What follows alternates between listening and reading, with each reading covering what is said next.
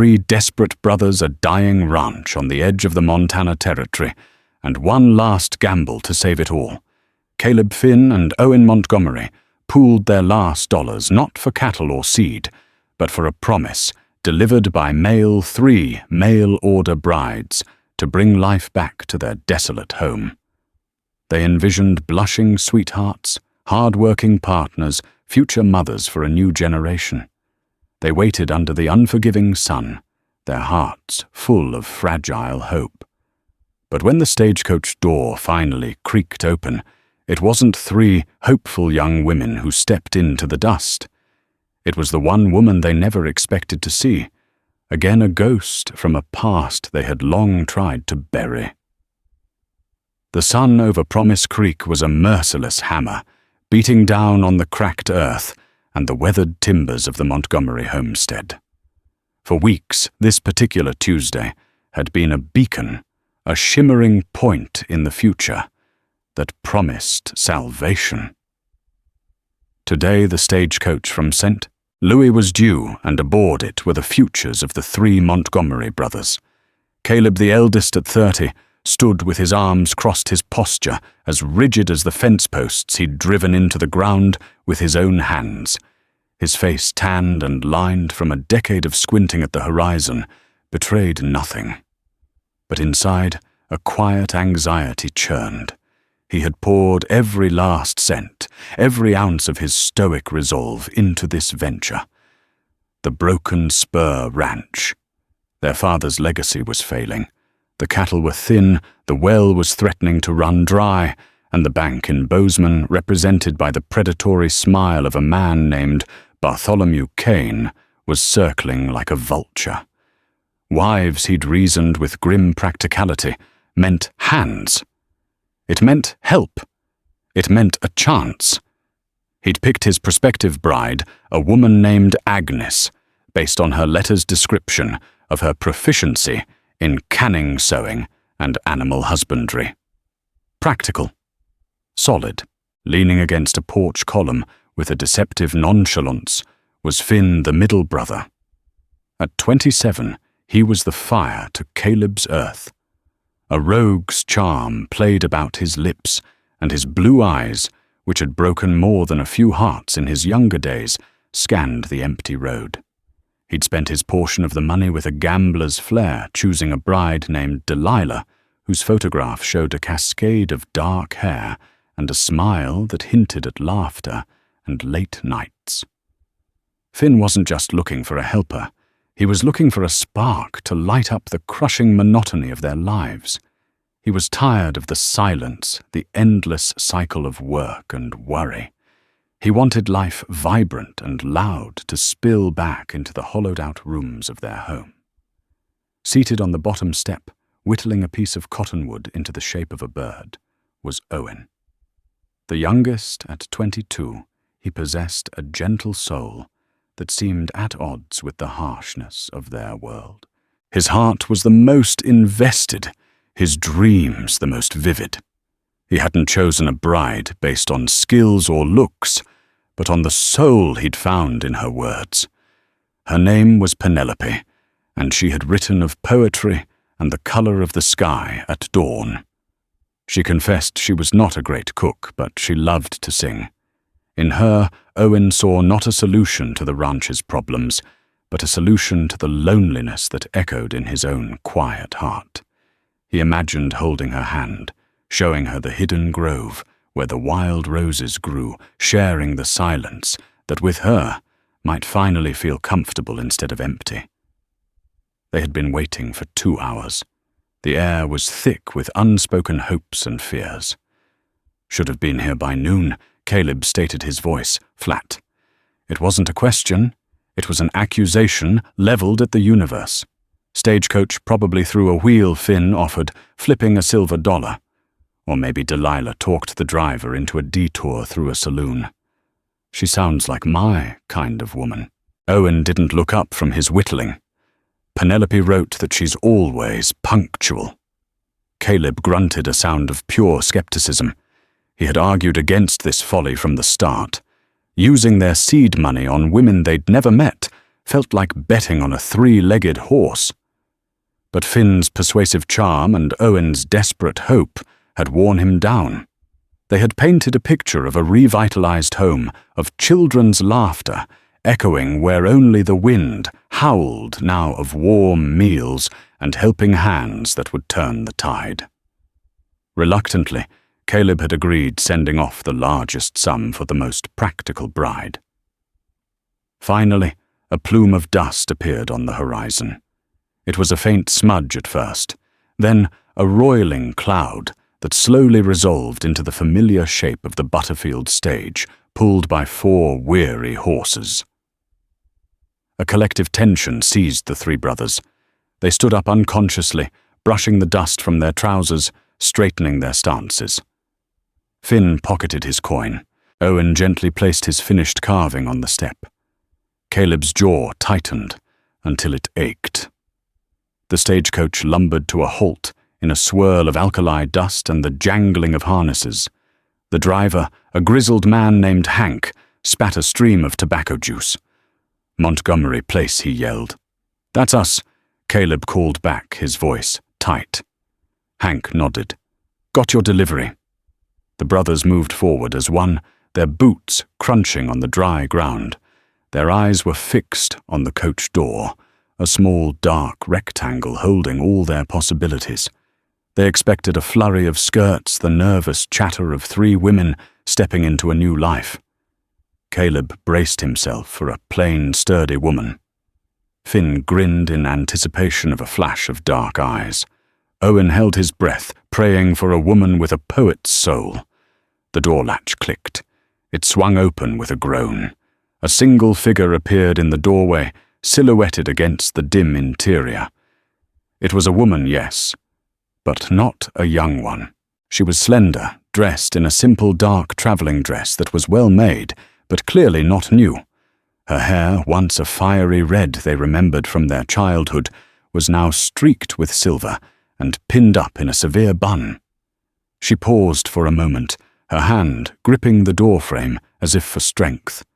Then she stepped down into the blinding sunlight. Her face was thin, etched with lines of hardship they didn't recognize, but the set of her jaw and the color of her eyes, a piercing, unforgettable green, were as familiar as their own reflections.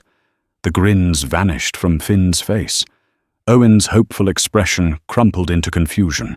Caleb's stoicism shattered, replaced by a look of raw, incredulous shock. It wasn't Agnes or Delilah or Penelope. It was their mother, Martha Pierce, the woman who had walked out on them and their dying father 15 years ago, leaving a wound so deep it had never truly healed. She stood before them, a spectre from a buried life, her luggage, a single battered trunk, thumped onto the ground beside her by the driver. "Hello, boys," she said, her voice raspy, unfamiliar, yet gut-wrenchingly the same. The world seemed to tilt on its axis. The hammer of the sun, the buzz of insects, the stamping of the horses, it all faded into a deafening roar in their ears. They had paid for brides for a future, but the stagecoach had brought them nothing but their bitter, unresolved past. Hank, the driver, oblivious to the atom bomb that had just detonated in the front yard of the Broken Spur Ranch, tipped his hat. That'll be all he said, climbing back onto his seat. With a crack of the whip, the stagecoach rumbled away, leaving the 4 of them standing in a cloud of dust and 15 years of suffocating silence. The silence that followed the stagecoach's departure was a living thing. It was heavy, suffocating, made of all the words that had been left unsaid for a decade and a half. The brothers stared, frozen, each trapped in his own private maelstrom of memory and disbelief. Martha, for her part, simply stood by her trunk, her hands clasped in front of her, her gaze flitting between the faces of her sons. Boys she had left now, hardened men who looked at her as if she were a rattlesnake coiled at their feet. Caleb found his voice first, and it was as cold and sharp as a winter frost. "What are you doing here?" There was no warmth, no welcome, not even a flicker of filial recognition. It was the question one would ask a trespasser. "I came home," Martha replied, her voice wavering slightly, the only sign of the turmoil beneath her composed exterior. Finn let out a short, bark-like laugh, devoid of any humor. "Home. This place stopped being your home the day you rode out with Walter Pierce. You're about 15 years too late." He gestured wildly at the parched landscape. "And as you can see, the welcome wagon's fresh out of paint." Owen remained silent, his gaze fixed on the ground. His heart, which had been soaring with poetic hope just minutes before, felt like a lead weight in his chest. He couldn't even look at her. The image of Penelope, the gentle soul from the letters, was being brutally erased by this flesh-and-blood ghost.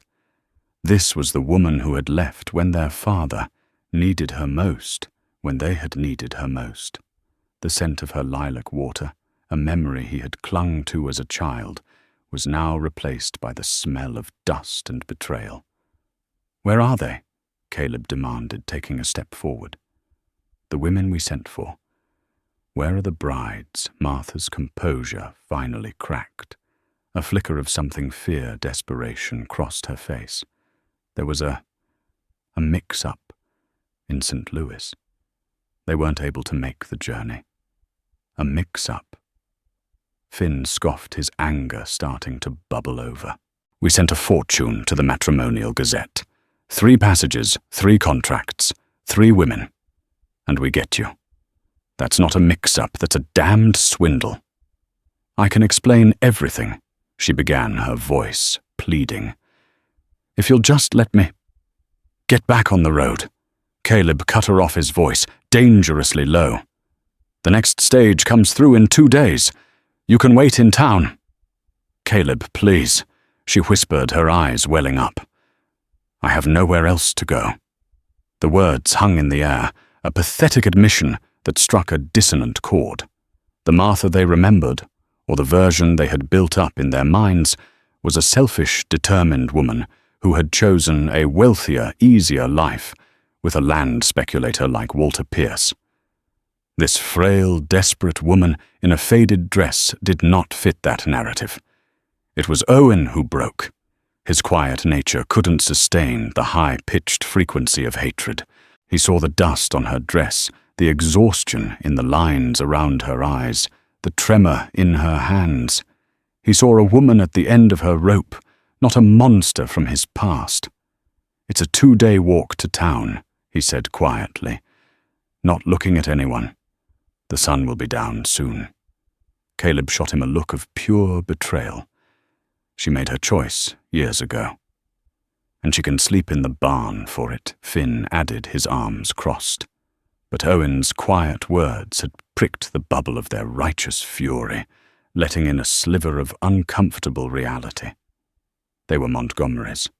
Their father, John Montgomery, had been a hard man, but he had never turned away someone in need, not even his worst enemy. To leave a woman, any woman, let alone their own mother, on the road to face the coyotes, and the cold of the night was a line they couldn't cross no matter how much they wanted to. Caleb's jaw worked silently for a long moment. Finally, he let out a harsh sigh of defeat.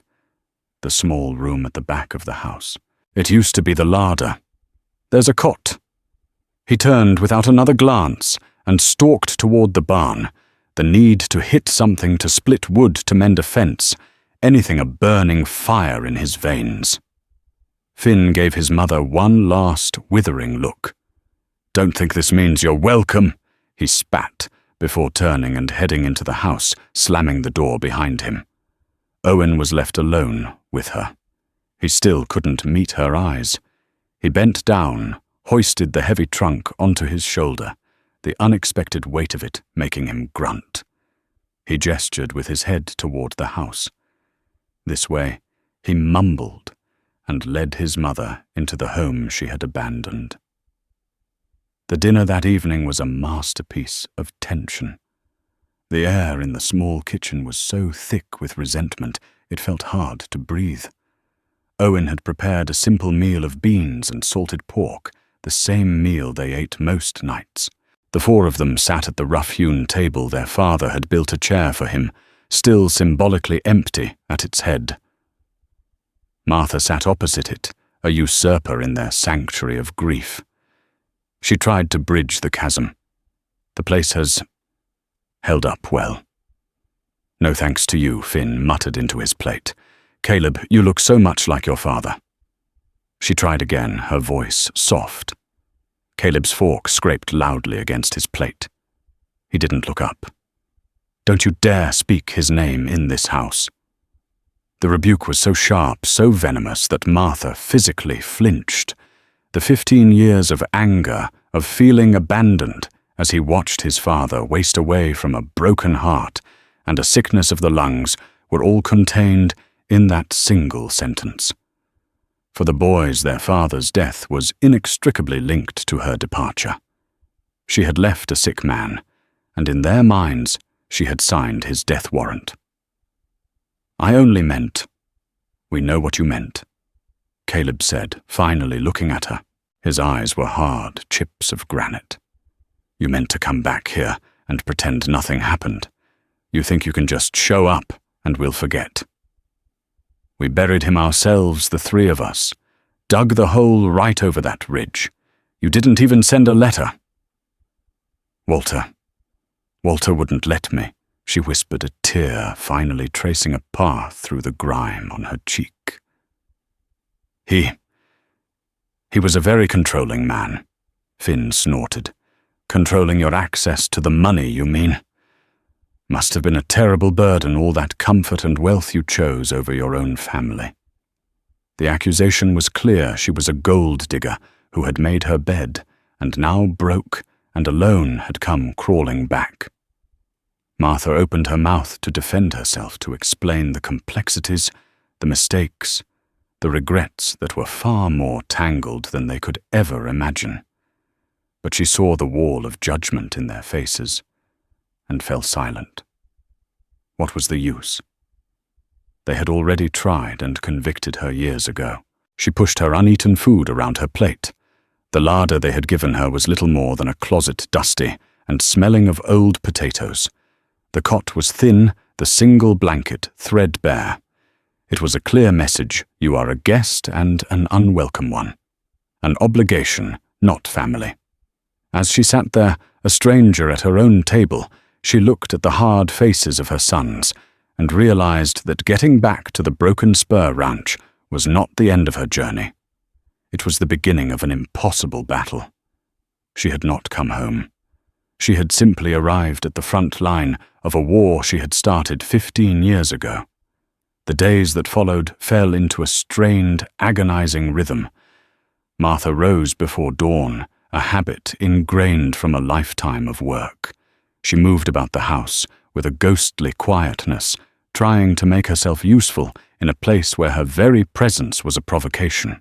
She scrubbed the floors until the old wood gleamed, patched the boys' worn shirts with stitches so fine they were nearly invisible, and attempted to coax a meager stew into something flavorful. Her efforts were met with a wall of indifferent silence. Caleb would walk past her as if she were a piece of furniture, his face a mask of cold fury. Finn would offer barbed comments, his sarcasm a constant, painful jab. "Don't trouble yourself," he'd sneer as she tried to serve him coffee. "Wouldn't want you to break a nail. You must be used to having servants for this sort of thing." Only Owen offered a splinter of civility. He would murmur a quiet thank you when she passed him the salt, and he didn't push her away when she refilled his water glass. He watched her from a distance, his young face a canvas of confusion. He saw the way her hands, though clean, were rough and calloused, not the soft hands of a lady of leisure. He noticed the shadows under her eyes that spoke of sleepless nights. This broken woman didn't align with the scarlet woman of his memory. One afternoon, while cleaning out the cold ashes from the fireplace, Martha's fingers brushed against something hard wedged deep in the masonry. She pulled it out. It was a small, tarnished silver locket, shaped like a heart. Her breath caught in her throat. It was hers, a gift from John, their father, on their first anniversary. She had thought it lost forever. She remembered the day she had lost it, a terrible argument-filled day shortly before she left, when the world felt like it was crumbling around her. She clicked it open. Inside were two tiny faded portraits. On one side, a handsome, smiling John Montgomery.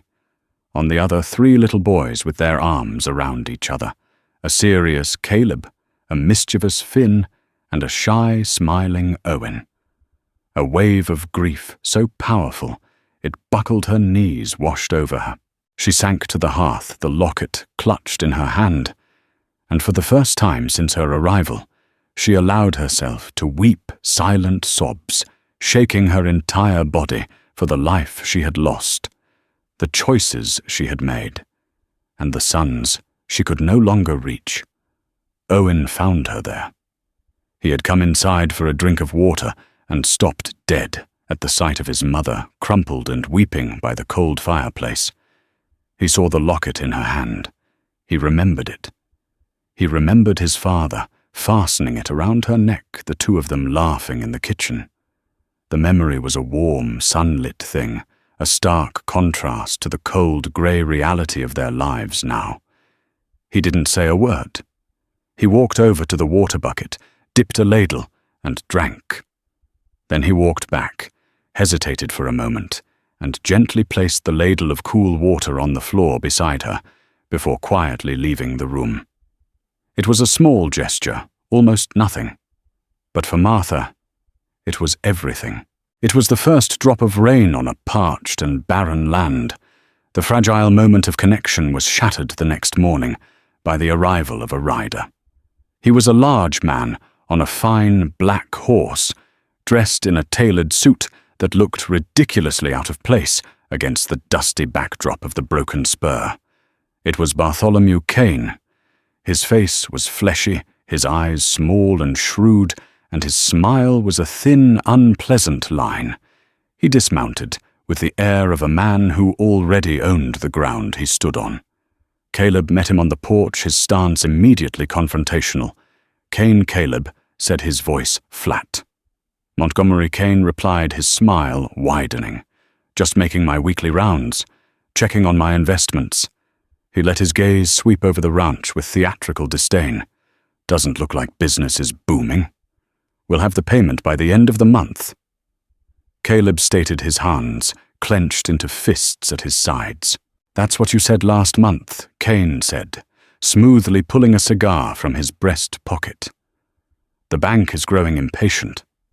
I've been generous, Caleb, extending your father's loan after his passing, but my generosity has its limits. The note comes due in full in 30 days, $30,000. The number was a physical blow, 30,000. They would be lucky to clear 2,000 by the end of the year. It was an impossible sum. That's extortion, Finn said, stepping out onto the porch to stand beside his brother. That's 10 times what the ranch is worth. Kane chuckled, lighting his cigar. It's not about the ranch's worth, my boy. It's about the debt. A debt your father foolishly incurred, and a debt you inherited. The contract is ironclad. It was then that Martha, drawn by the voices, stepped out of the house. When Kane saw her, his smug expression faltered for a fraction of a second. A flicker of genuine surprise, quickly masked, crossed his face. He stared at her, his little eyes narrowing. Well, he said, a new, dangerous tone entering his voice. What have we here? I wasn't aware you were entertaining guests. Martha's blood ran cold. She recognized him. She had seen him once or twice in St. Louis in the company of her late husband, Walter Pierce. They had been involved in some kind of land deal together, a deal that had gone sour. She's no concern of yours, Caleb said defensively, instinctively moving to place himself slightly in front of her. Kane took a long draw from his cigar, his eyes never leaving Martha. Oh, I think she might be. I think she might be a great deal of concern to all of us." He gave a mock bow in her direction. "Mum." He turned back to the brothers, his smile now positively predatory. 30 days, boys. Or I take everything. The land, the house, the cattle, everything down to the nails in the walls." He mounted his horse, a picture of smug power. "And I do believe I'll be seeing you again very soon," he added, his final glance directed squarely at Martha. He rode away, leaving behind a cloud of dust and a new, more venomous brand of fear. The brothers' financial trouble was no longer an abstract deadline on a calendar.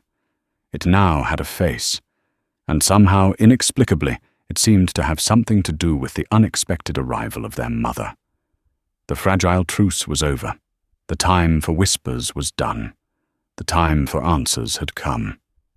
As the dust from Bartholomew Kane's horse settled, so too did a heavy, accusatory silence.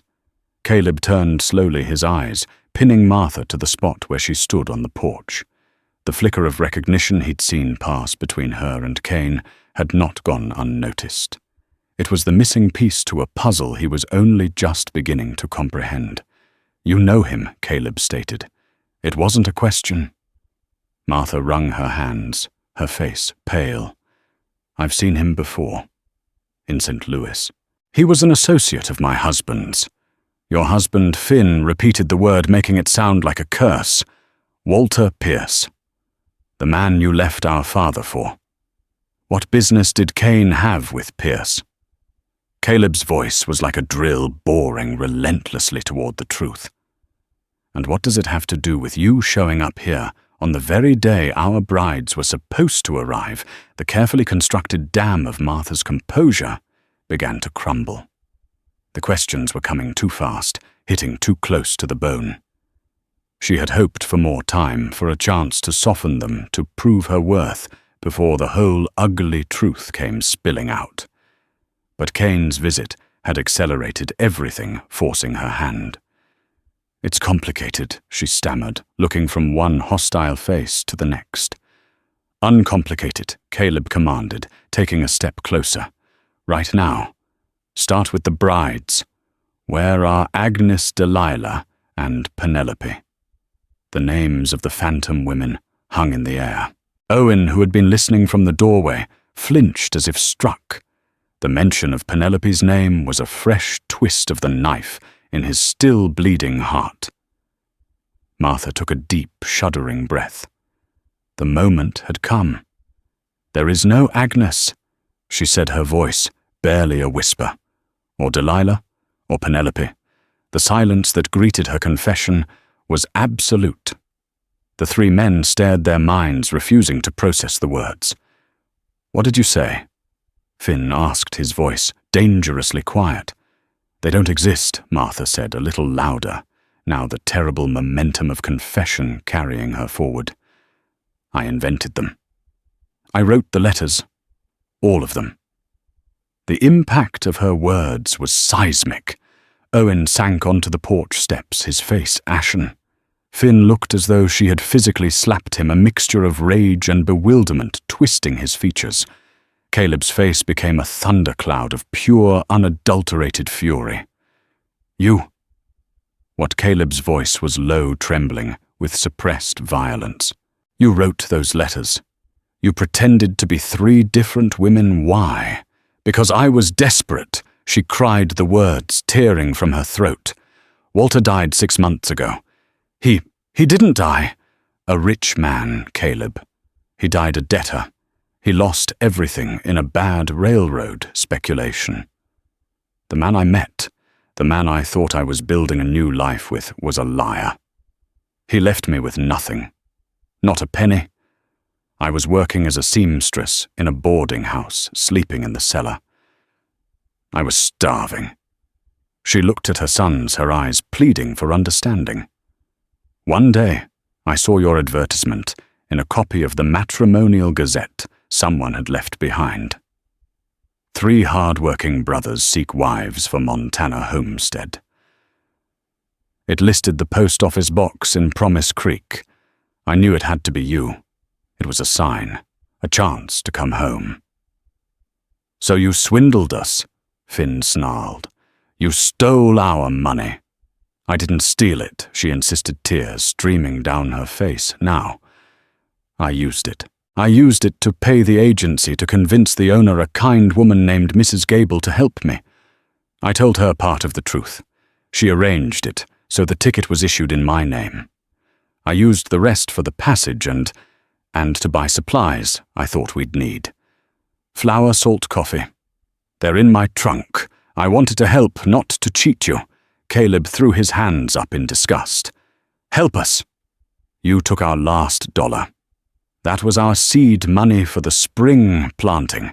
That was our last chance to get ahead of the debt, and you spent it on a ticket home and a bag of coffee." He began to pace the porch like a caged animal. "We waited for months. We planned. We hoped. And it was all a lie. A cruel, selfish lie, just like the one you told our father when you left him." The accusation hit Martha harder than any physical blow. "That's not true. I loved your father. You loved his ranch more." Caleb shot back. "And when Walter Pierce came along with his promises of a finer life in the city, you couldn't pack your bags fast enough. You left him to cough his lungs out in this dust bowl alone. You don't understand." She sobbed. "Your father was a proud man. He was sick, yes, but he was also driving us into the ground. He refused to adapt, refused to sell off the useless north pasture. He was mortgaging our future for his pride. Walter offered a way out. He promised to help us to invest. I believed him. I thought I was saving us, not leaving you." She turned her desperate gaze to Owen, who was still sitting on the steps, his head in his hands. "Owen, please. I made a terrible mistake. I have regretted it every day for 15 years. I was foolish and I was wrong, but I never stopped loving you. Not for a single moment." Owen slowly lifted his head. The gentle dreamer was gone, replaced by a young man with old, wounded eyes. "Did you write the part about the poetry?" he asked, his voice hollow. "Did you write about liking the color of the dawn?" Martha's face crumpled. "Yes," she whispered, ashamed. "I looked at you at the way you always watched the sky, and I wrote what I thought you would want to hear.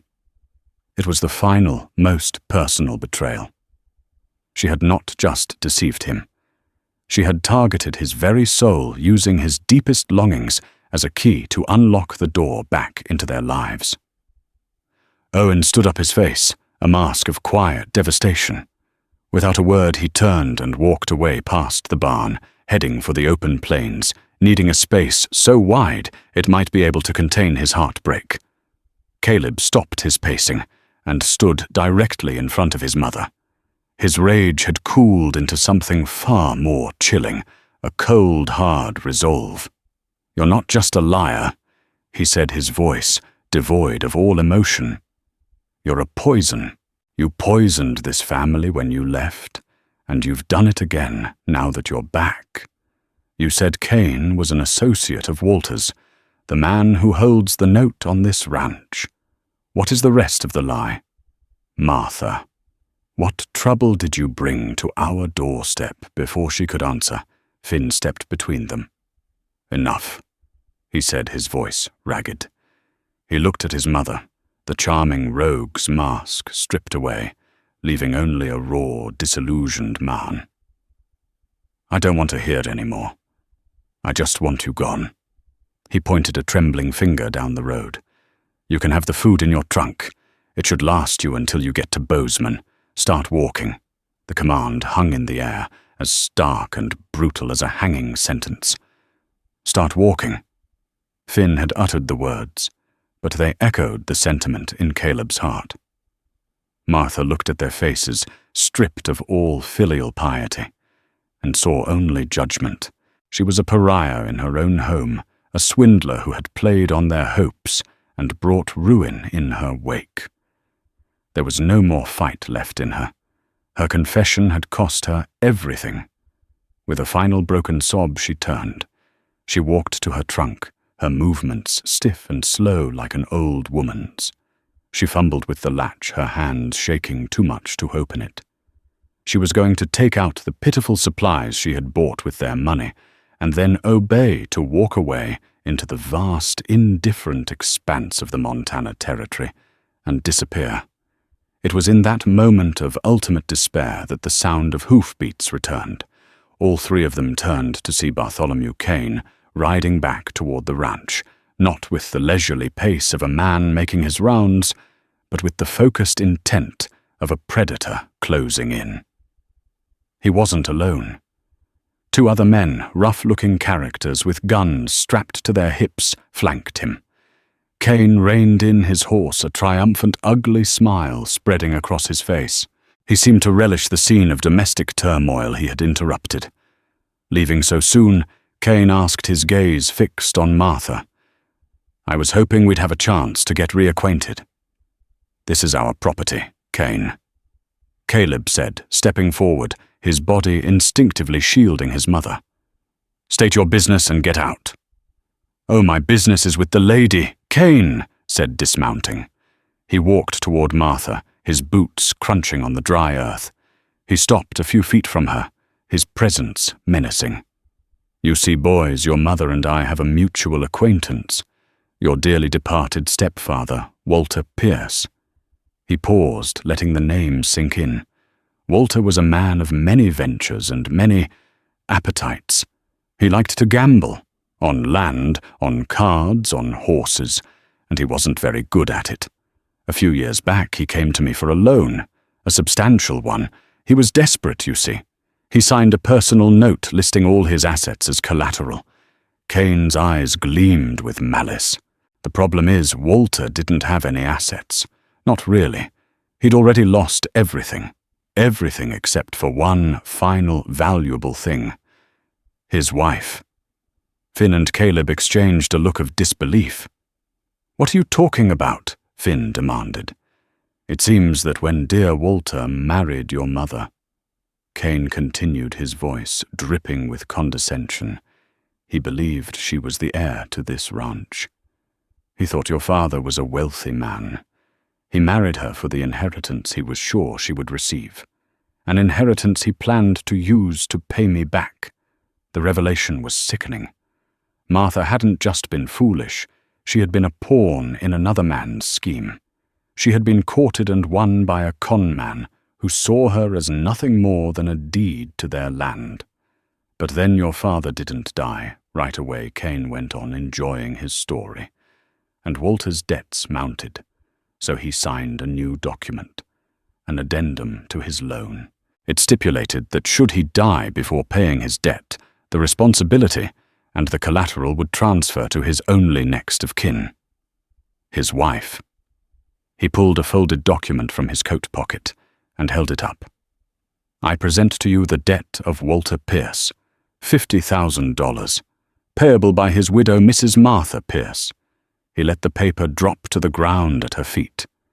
"And since she has no funds, her only asset, the one Walter was banking on, all along her claim to her first husband's property, transfers to me." Caleb stared at him aghast. "She has no claim. Our father left the ranch to us. Her name isn't on the deed." Kane's smile turned feral. "Ah, but that's a matter for the courts, isn't it? A lengthy, expensive legal battle? A widowed wife's dower rights versus an inheritance. I have the time and the money for that fight. Do you, or you could simply accept the inevitable. The $30,000 you owe me for your father's mortgage, plus the $50,000 your mother now owes me for her husband's debt, $80,000. Or you can sign the deed over to me right now, and I'll let you walk away with your horses and whatever you can carry." It was a checkmate, a brilliantly cruel trap that had been years in the making. Kane hadn't just been threatening foreclosure on their father's loan, He had been waiting for the moment when all the pieces fell into place. Martha's arrival had been the final unexpected piece that allowed him to spring it. The brothers were stunned into silence. Their anger at their mother was suddenly dwarfed by this new existential threat. They were no longer fighting about old wounds and lies. They were fighting for their very existence. Everything their father had built, everything they had worked their entire lives to maintain, was about to be snatched away by a legal loophole and the ghost of a man they'd never met. Martha looked at the paper lying in the dust, then at Kane's smug face, and something inside her shifted. The shame, the guilt, the fear, it all coalesced and hardened into a core of pure, cold rage. She had been a victim for too long, a victim of Walter's lies, a victim of her own bad choices, a victim of her son's hatred. No more. She bent down, not with the tremble of a defeated woman, but with a steady, deliberate motion. She picked up the document. Her eyes scanned the legal text, her lips moving silently. She had spent years listening to Walter and his associates talk of contracts, loopholes, and legal maneuvering. Some of it seemed, had stuck. "This addendum," she said, her voice surprisingly strong and clear, "is dated October of last year, and it's signed by Walter Pierce." "That's right," Kane said, amused by her sudden show of defiance. "And your original loan to my sons," she continued, looking at Caleb, "the one for 30,000 was taken out by their father 5 years ago, against the deed of this ranch." "Your point?" Kane asked, growing impatient. "My point," she said, her green eyes flashing with a fire they hadn't seen in years, "is that this ranch was already collateral for an existing debt when Walter signed this. He could not legally pledge an asset that was already encumbered. This document," she held it up, "is worthless. He tried to sell you a horse that was already in another man's stable." Kane's smile tightened. "A clever argument, but it won't hold up. The debt remains." "His debt remains," Martha corrected him fiercely. "Not mine, and certainly not my son's. You can try to take us to court, but while you're wasting your money on lawyers in Bozeman, we will be here, on our land." She looked directly at Caleb, her gaze unwavering. "You owe him $30,000. We will find a way to pay it. But we will not pay a single cent for Walter Pierce's ghosts, and you will not set foot on this property again without a court order." For the first time, Kane looked uncertain. He had expected a broken woman and 3 defeated boys. He had not expected a clear-eyed matriarch quoting contract law. He had overplayed his hand, revealing his entire strategy, and she had found the flaw in it. He scowled his face, turning a blotchy red. "This isn't over." "No," Martha said, her voice ringing with newfound authority. "It's not. Now get off our land." The transformation was astonishing. The desperate weeping woman was gone. In her place stood the woman John Montgomery had married, fierce, intelligent, and unbreakable. Caleb and Finn stared at her, their animosity momentarily forgotten, replaced by a grudging, shocked respect. Their mother, the source of all their problems, had just become their most unlikely and formidable defender. Kane and his men rode away shrouded in a cloud of impotent fury and dust.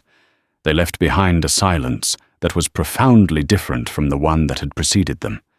The earlier quiet had been born of anger and betrayal. This one was thick with shock reassessment and a fragile, terrifying hope. Martha still stood by her trunk, the worthless addendum clutched in her hand. Her burst of defiance had drained her, and a slight tremor had returned to her limbs, but her back was straight. She had faced down the vulture and made him blink. Caleb was the first to speak, his voice rough with a new confusing emotion. "How did you know that, about the collateral?" Walter was a fool, but he was a talkative one. Martha replied, not looking at him. He and his associates spent their nights drinking whiskey and bragging about their schemes. I learned to listen. I learned about liens, encumbrances, dower rights. I learned the language of thieves. There was a deep bitterness in her voice, the sound of a woman who had paid dearly for her education. Finn walked over and picked up the loan document their father had signed, which Kane had also dropped in his theatrical display. He stared at the damning figure, $30,000. Her argument might have gotten rid of the extra $50,000, but this is still here, he said, his voice grim. And the deadline is still 30 days. We don't have it. We don't have a tenth of it. The crushing weight of their reality settled back over them. They had won a battle, but the war was far from over. The ranch was still on the chopping block. Owen, who had returned during the confrontation with Kane, now spoke up, his voice quiet but clear. We'll sell the northern herd. That won't be enough, Caleb countered immediately. They're thin from the dry season. We'd be lucky to get $5 a head. That's 5,000, maybe 6. It's not enough. What about the silver? Owen pressed. In their father's study, locked in an old iron box, was a small collection of silver heirlooms, a candelabra, a set of goblets, a serving platter. It was their grandmother's, their only tangible link to a more prosperous past. No, Caleb said, his voice absolute. Father made me promise, we never sell the silver. For Caleb, that promise was sacred. It represented their family's dignity, the last remnant of a time before debt and desperation. Pride won't keep a roof over our heads, Finn argued, his practicality clashing with Caleb's rigid honor. What's the point of keeping a silver platter if we don't have a table to put it on? The old fractures between the brothers began to show again. Caleb, the traditionalist, clinging to his father's code. Finn, the pragmatist, willing to risk it all. Owen, the idealist, caught between them. It was Martha who broke the stalemate. Your father was a proud man, Caleb, she said, her voice gentle but firm. So proud he nearly lost this ranch once before, because he refused to change. Pride is a fine thing, but it's a poor substitute for a home. She looked him directly in the eye. He would want you to save the land. The silver is just metal. The land is his legacy. It's your future. Her words struck a chord. She wasn't undermining their father. She was interpreting him, speaking with an authority that none of them could claim. She had known him, loved him, and fought with him in a way they never had. Caleb wrestled with it, his jaw tight. The idea of breaking his promise was like a physical pain. But as he looked around at the ranch, at the weathered barn, and the house his father had built, he knew she was right. All right, he conceded the word, costing him dearly. We sell the silver. But that's still not enough. Even with the cattle and the silver, we'll be 10, maybe 15,000 short. A heavy gloom settled over the group. They were so close, yet still impossibly far. Then Martha spoke again. There's the wild herd. The three brothers looked at her, as if she'd grown a second head. High in the unforgiving terrain of the Cinnabar Mountains, a herd of wild mustangs ran free. They were legendary, strong, fast, and notoriously impossible to catch. Their father had tried once, and had come back with a broken leg and 2 dead horses for his trouble. It was considered a fool's errand. No one's ever been able to round them up, Finn said. They're ghosts. Your father tried to chase them down on the flatlands. Martha said, a strange light in her eyes. He tried to outrun them. But I used to ride up in those canyons when I was a girl before I even met him. I know the terrain. You don't chase them, you guide them. There's a box canyon high up past the Sentinel Rock. The entrance is narrow. If you can push them up the valley, they have nowhere else to go. Caleb stared at her. You know a way to trap the Cinnabar herd. I know a possibility, she corrected. It's dangerous. It will take all 4 of us. But a good Mustang can fetch over $100 at the army post in Fort Ellis. If we could bring in 100 of them, the debt would be paid. It was a crazy, desperate plan. A long shot based on a 15-year-old memory and a woman they had only just begun to trust. But it was also the only plan they had. The dynamic had shifted. Martha was no longer the unwelcome guest or the penitent mother.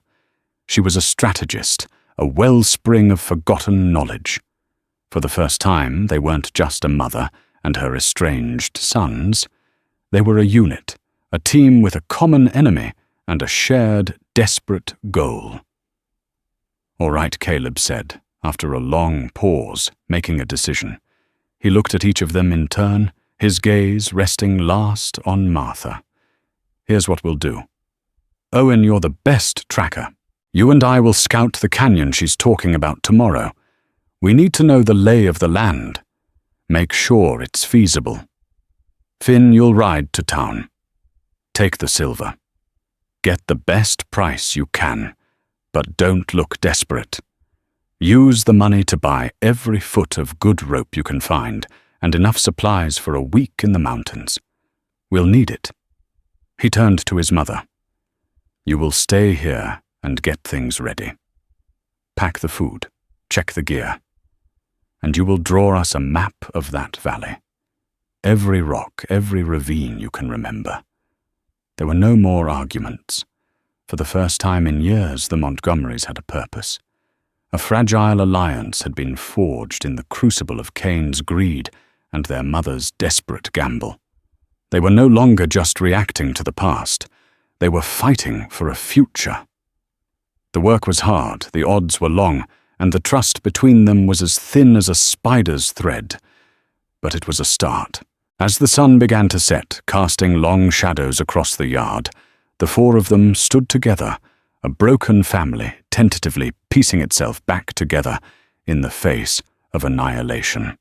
The next 2 weeks were a blur of relentless work. The horse drive was a grueling test of endurance and will, but for the first time in years the Montgomerys worked as one. Guided by Martha's knowledge of the terrain and driven by their shared desperation, they achieved the impossible. They returned from the Cinnabar Mountains bruised and exhausted, driving over 100 wild mustangs their salvation. On the day the debt was due, Caleb and Finn rode into Promise Creek and strode into the bank. Bartholomew Cain was waiting, a smug smile on his face and foreclosure papers on his desk. "Have you come to sign over the deed?" he sneered. Without a word, Caleb upended a heavy canvas sack, and a cascade of cash tumbled across the polished wood. He emptied 2 more. $30,000, Caleb said, his voice cold as iron. "The full and final payment. We'll take a receipt." Cain stared, his face a mask of disbelief. Before he could recover, the bank door opened, and Martha walked in.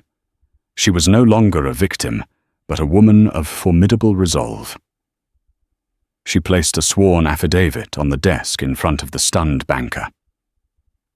"This is a formal complaint, Mr. Cain," she announced, her voice ringing with authority. "It details your conspiracy with my late husband to defraud my family. Judge Miller is launching a full investigation into all of your holdings." The color drained from Cain's face. He was trapped, outmaneuvered, by the very woman he sought to ruin. Scrambling to avoid a larger scandal, he hastily signed the receipt marked "Paid in Full" and pushed it across the desk. That evening, a fragile peace settled over the Broken Spur Ranch.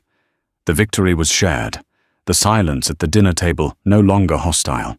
Later, Caleb found his mother on the porch. "What you did today," he said, the words difficult. "Thank you." He met her gaze, his own still holding the pain of the past. "I can't forget what you did." "I know," she whispered, "and I will spend the rest of my life trying to make amends for it."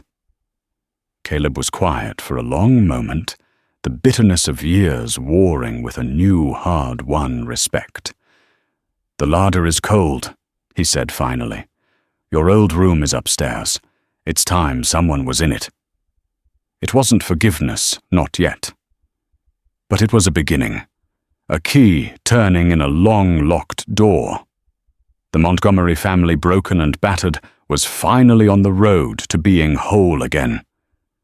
And so the story of the Montgomery brothers doesn't end with the arrival of 3 blushing brides, but with the unexpected return of a matriarch who proved to be tougher, smarter, and more vital than any of them could have imagined.